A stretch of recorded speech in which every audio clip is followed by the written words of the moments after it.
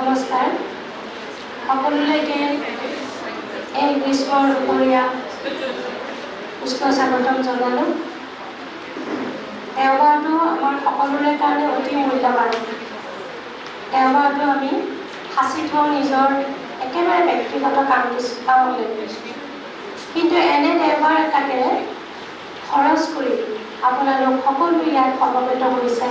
প্ৰথমে মই আপোনালোকলৈ মই ধন্যবাদ জ্ঞাপন কৰিলোঁ।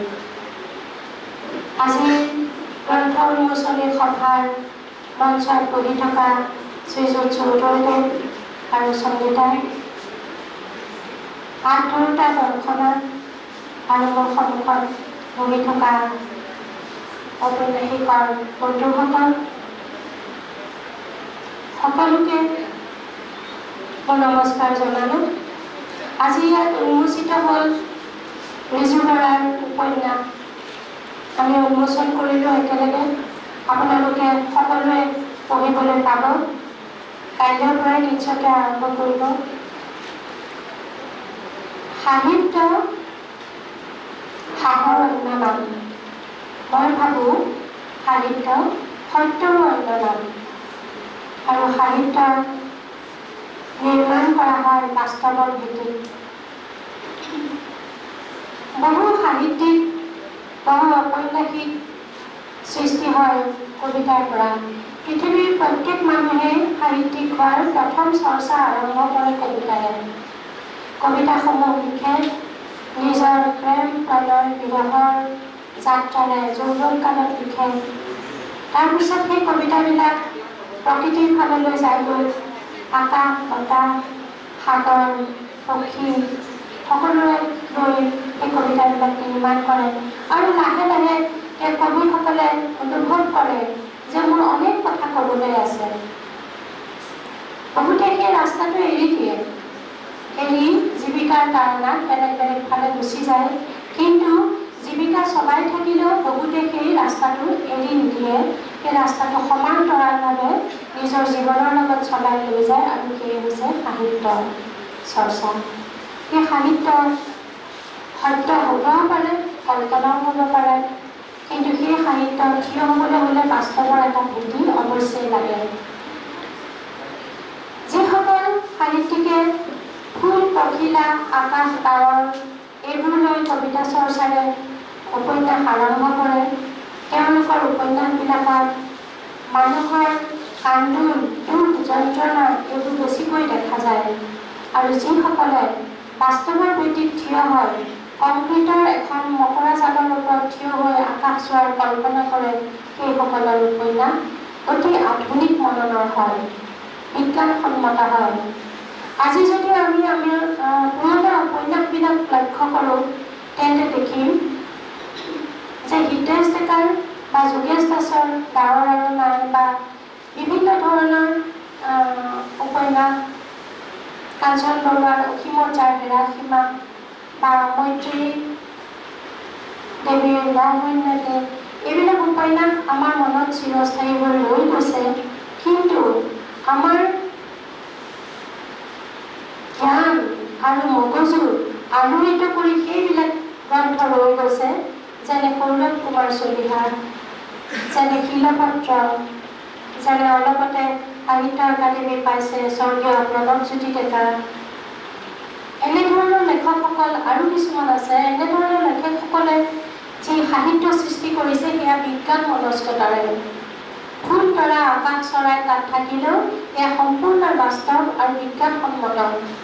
সেইকাৰণে আমি যিমান আৱেগধৰ্মিতাৰে প্ৰেম প্ৰণয়েৰে বা সুখ দুখেৰে আমি জীৱন যাপন নকৰোঁ কিয়, আমি বিজ্ঞানক কেতিয়াও অৱহেলা কৰিব নোৱাৰোঁ, আওকাণ কৰিব নোৱাৰোঁ। বিজ্ঞান আমাৰ জীৱনৰ ভেটি, এয়া আমি স্বীকাৰ কৰোঁ বা নকৰোঁ সত্য। গতিকে সেই বিজ্ঞানসন্মতভাৱে যিবিলাক সাহিত্য ৰচিত, সেই সাহিত্যক আওকাণ কৰা নাযায়। আৰু তেনে এখন উপন্যাস হৈছে আজি আমি উন্মোচন কৰিলোঁ কক্ষপথত কুঁৱলী। মই গভীৰ প্ৰত্যয়েৰে ক'ব পাৰোঁ, ৰিজু বৰাৰ এই গ্ৰন্থখনৰ যদি যথোপযুক্ত যথাৰ্থ সমালোচনা হয়, তেন্তে নিশ্চয়কৈ এখন উৎকৃষ্ট মানদণ্ডৰ উপন্যাস হিচাপে স্বীকৃত হ'ব। কাৰণ পাঠকে কেৱল পঢ়ে, পাঠকে সন্তুষ্টি লাভ কৰে, পাঠকৰ সীমাবদ্ধতা আছে, কিন্তু সমালোচকৰ দায়বদ্ধতা থাকে যে সমালোচকে কোনখন উপন্যাসৰ লগত কাক তুলনা কৰিব আৰু কোনটো পৰ্যায়লৈ লৈ যাব। আজি পৃথিৱীৰ যিবিলাক উপন্যাস, ধৰি লওক মিলান কুন্দেৰাৰ যি উপন্যাস, সেয়া আমি কেতিয়াও পঢ়িবলৈ নাপালোহেঁতেন যদি তাত অনুবাদকে কাম নকৰিলেহেঁতেন। চেক ভাষাত অতি কম সংখ্যক মানুহে সাহিত্য চৰ্চা কৰে, বাকী ভাষাটো এমুঠিমান মানুহৰ মাজত চলি আছে, কিন্তু সেই উপন্যাস আজি বিশ্বজুৰি চলি আছে। মই নিজেও ভাল পাওঁ। কিয় ভাল পাওঁ? যে তাৰ যিটো অনুবাদৰ যিটো কাম, সেইটো অতি যথাৰ্থভাৱে কৰা হৈছে, আৰু তাৰ যিটো সম্প্ৰসাৰণ, বাণিজ্যিক দিশটো বাদ দিছোঁ, যিটো সম্প্ৰসাৰণ, সেই সম্প্ৰসাৰণৰ কামটো সমালোচকে অতি সুন্দৰভাৱে কৰিছে। ফলত এখন কিতাপে, এখন উপন্যাসে পাব লগা তাৰ যোগ্যতা অনুসৰি পাব লগাখিনি প্ৰাপ্তিখিনি নিশ্চয়কৈ পাইছে। সেই উপন্যাসখনত আজি যিখন উন্মোচন কৰিলোঁ, উপন্যাসখন মই পঢ়িছোঁ আৰু তাত দেখিছোঁ যে হ'ব পাৰে পাৰাদ্বীপ তাৰ পটভূমি, কিন্তু তাত সেই মানুহখিনিক, এমুঠিমান মানুহক লৈ যিখিনি যন্ত্ৰ আৰু বাস্তৱৰ ভেটিত থিয় হৈ কলম আগবাঢ়িছে, তাত কিন্তু এটা অৰ্থনৈতিক দিশৰো আলোকপাত কৰা হৈছে। এখন বেলেগ ধৰণৰ সমাজ তাত সৃষ্টি কৰা হৈছে, বা হয়তো সঁচাকৈয়ে আছে, কিন্তু লেখকে অতি নিপুণতাৰে সেইখন উঠাই আনিছে আৰু আমাক দিছে।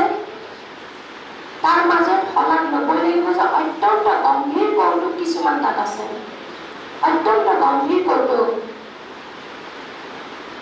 মোক এবাৰ প্ৰান্তিক অফিচলৈ মতাই নিছিলে আৰু নি পেলাই এটা গল্পৰ বিষয়ে তেওঁলোকে কৈছিল। বহুত বছৰ আগতে, মই যেতিয়া প্ৰথম লিখোঁ, কৈছিল যে ইমান ৰসবোধ আছে গল্পটোত। এজন চুলি নোহোৱা মানুহক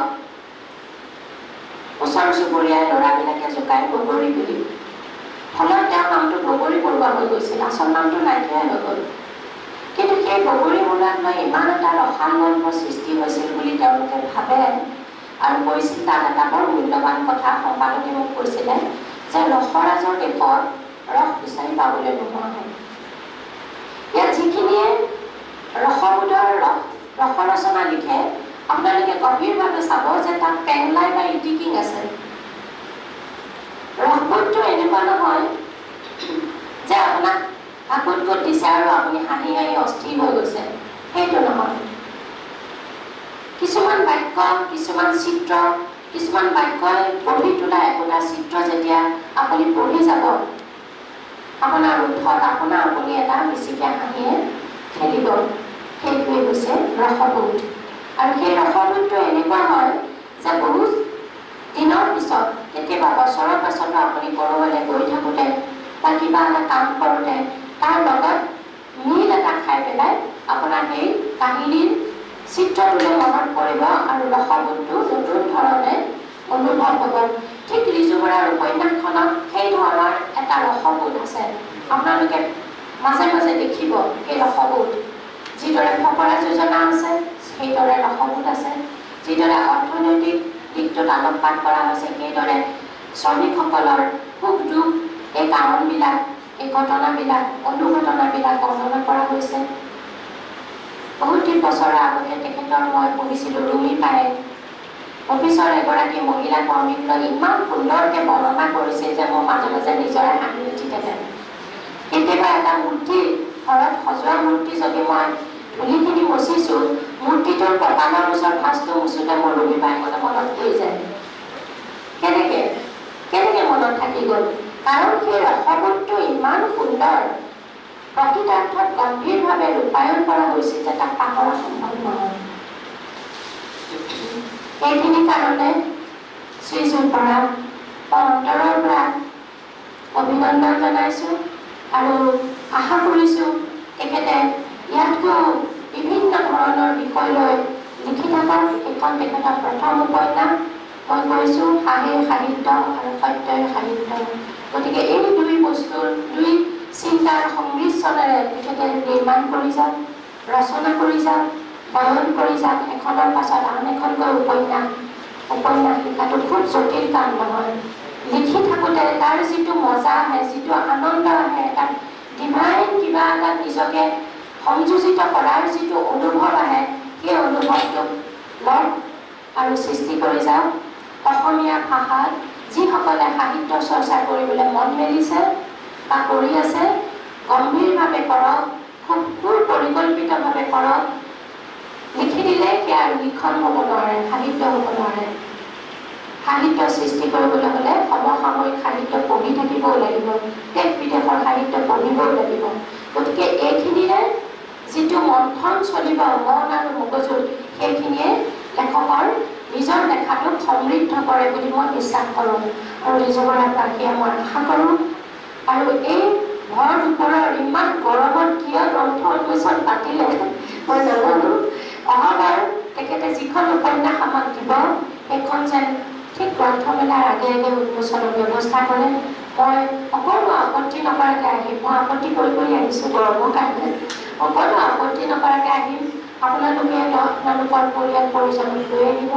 এনেদৰে বছৰে বছৰে একোখনকৈ উপন্যাস নিশ্চয়কৈ আমি উন্মোচন কৰিম। আৰু সমালোচক যিসকল ইয়াত আছে তেওঁলোকলৈ মোৰ অনুৰোধ, মোৰ বন্ধু সমালোচকসকলে অনুৰোধ, এখন উপন্যাসক যথাৰ্থ বিজ্ঞানসন্মত বাস্তৱসন্মত সত্যভিত্তিক এখন উপন্যাসক সকলোৱে যেন তাক উচিত মৰ্যাদা দিয়ে, সুন্দৰকৈ সমালোচনা কৰে আৰু ভাৱানুবাদ নহয় যথাৰ্থ অনুবাদেৰে বিশ্বলৈ আগবঢ়াই দিয়ে।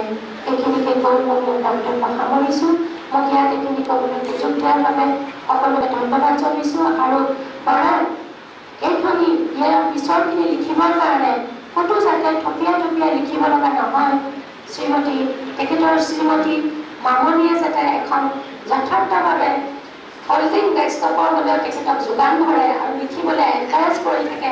দৈনিক ফোনত যাতে খোৱা বোৱাৰ কথাৰ লগতে আজি কিমান পৃষ্ঠা লিখিলা বুলি খবৰ লৈ থাকে। এইখিনি হওক, ভাল হওক, তেহে আমাৰ অসমীয়া ভাষা চহকী হৈ থাকিব, ভাষা সাহিত্য। আৰু বাহিৰৰ মানুহে গম পাব যে এনেকুৱা এখন উপন্যাস হৈছে। মোকেই বাহিৰৰ পৰা ফোন কৰে যে লাইনী সমস্যাক লৈ যে আপোনাৰ উপন্যাসখন আছে, আমি অলপ বিচাৰিছোঁ। অল্ড এজ হোমক লৈ যে এখন উপন্যাস আছে, আমি বিচাৰিছোঁ। সেই বিচৰাৰ ফলত কিন্তু মোক বিচৰা নাই বা মোৰ সাহিত্যিক কৰ্মক বিচৰা নাই, বিচাৰিছে অসমীয়া ভাষা। গতিকে ভাষা আৰু সাহিত্য আৰু সমাজ তেতিয়াহে জীয়াই থাকিব, আমাৰ প্ৰদেশখন তেতিয়াহে বাৰেৰহণীয়া হৈ থাকিব, যেতিয়া আমি ইজনে সিজনক শুভকামনাৰে উপচাই পেলাব পাৰোঁ। সকলোৱে শুভকামনা দিব তেখেতক, অভিনন্দন জনাব। সকলোৰে ভাল হওক। আকৌ অহা বছৰ লগ পাম ইয়াতেই। ধন্যবাদ।